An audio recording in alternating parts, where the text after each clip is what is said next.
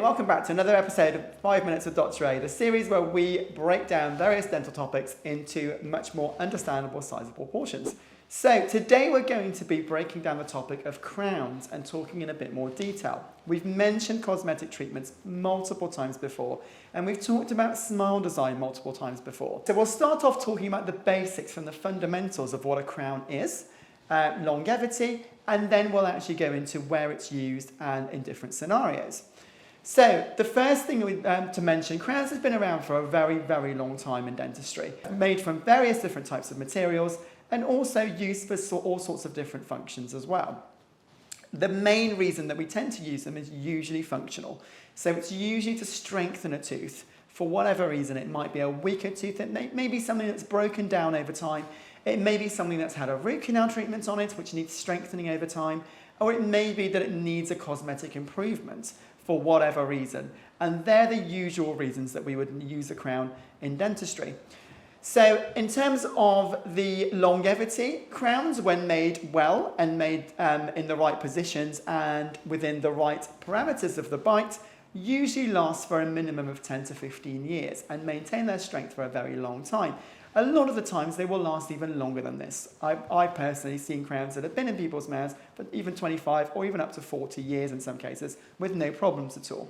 The only issues you may get over time is that the gums may recede as they would normally in life at a certain rate, and as a result of that it may just showcase some of the margins around the edges. And that might be one of the only reasons to replace crowns in the long run if they start to show more around the edges or if they start to fail because of decay or not being looked after well enough around the edges. As far as the different materials that crowns can be made from, so it could be anything from sort of a metal back layer. Gold crowns are the classic. They've been around for a very long time and they're very, very strong. Probably the strongest types of crowns that we've got available. With regards to alternative materials, we can use metal porcelain crowns, so metal layers with a white tooth-coloured porcelain layer over the top of them to give them the benefits of both strength and cosmetic appearance. And that's a great option because it allows us to be able to seal the crown all the way around the margins, but also at the same time for it to look as natural as possible. And they come in all sorts of shapes and sizes in terms of the types of metals that are used and also the types of porcelain that's used over the top of them. More modern ones are full porcelain crowns, which are full porcelain all around in general only, without there being any metal back layers. And that could be made in porcelain, it could be made in zirconia, which is the more stronger porcelain type of material that's available, or the more modern type, which is lithium disilicate, which is actually made of something called emax. And that's the more cosmetic one. In most anterior cases nowadays, if we want to try and blend something in really nicely with the front teeth, we tend to make them from emax if we can. Emax is great because it bonds to the actual teeth themselves, which gives us the maximum strength, but at the same time, it gives us the maximum aesthetics there as well, because it's a very, very nice one to be able to match very well, and the technicians love using it in terms of getting the different tints, shapes and sizes as well. The costs of crowns vary considerably between different places, and it all depends on the type of technician and the quality of the work that you're also having done.